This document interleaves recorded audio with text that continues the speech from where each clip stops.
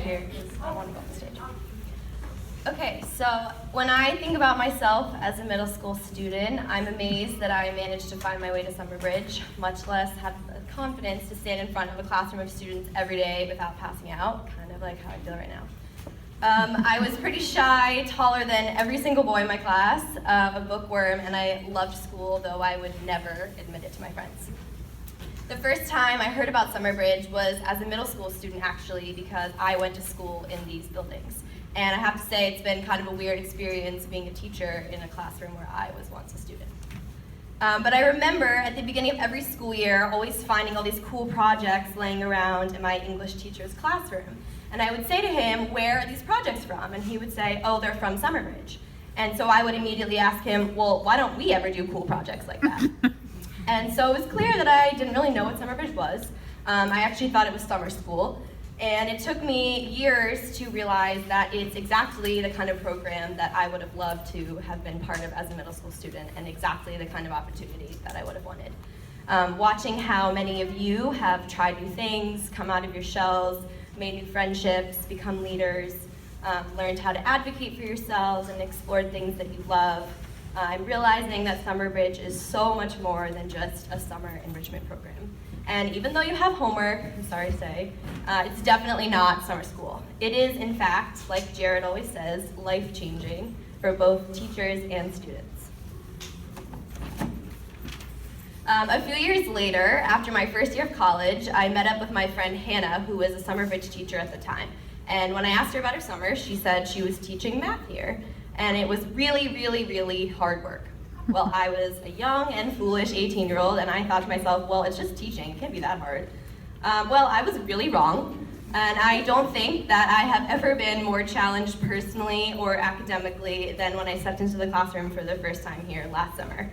I had no idea how to write a lesson plan, I didn't know how to manage a classroom, and I really didn't want to go back to middle school. So what had I gotten myself into? But I have to say that I learned very quickly to think on my feet, manage my own classroom, actually make writing fun, and handle criticism from Steph, which, as we all know, is pretty difficult because she's pretty intimidating sometimes. So 2 years after that first lunch with Hannah, an interview with Steph and Jared, when I was all the way in Denmark and the sound on my computer didn't work, so it was incredibly awkward, and a few nightmares, actually, I stepped into room 706 for the first time.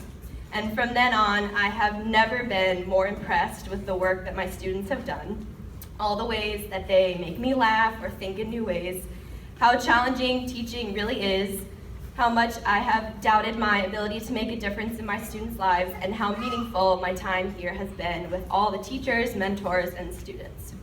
I walk down the halls here every day knowing that this is exactly what I want to do with my life, and that there's no other teaching experience that I will have that will ever be as special as this one. So as I embark on a real teaching career this year, though I'm still terrified for the first day, I have to say, I know I will carry with me all the things I've learned here and all the memories I've made. So, in honor of Jared's daily mantra of make some memories today, people, here are a list of some of my favorite memories from my 2 years here at Summer Bridge.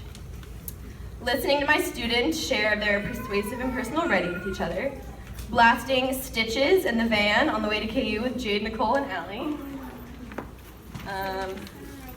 Sorry, just too many pages. Our mock trial today in class, especially Tyler's Southern accent. Running step club both summers with Laura and Carly, especially when our step girls taught music club their entire dance this year.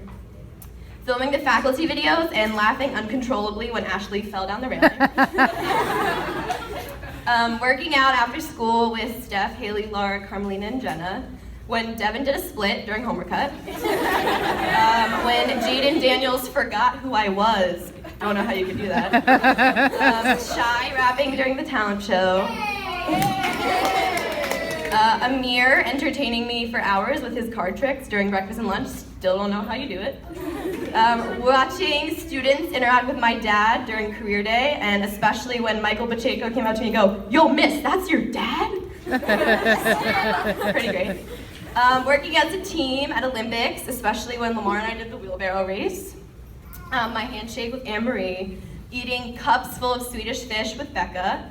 watching how creative our photography kids got during every workshop and activity, doing attitude check all together and knowing that we just nailed it, even Haley, and celebrating all the work that we've done at Celebration last year and now this day too.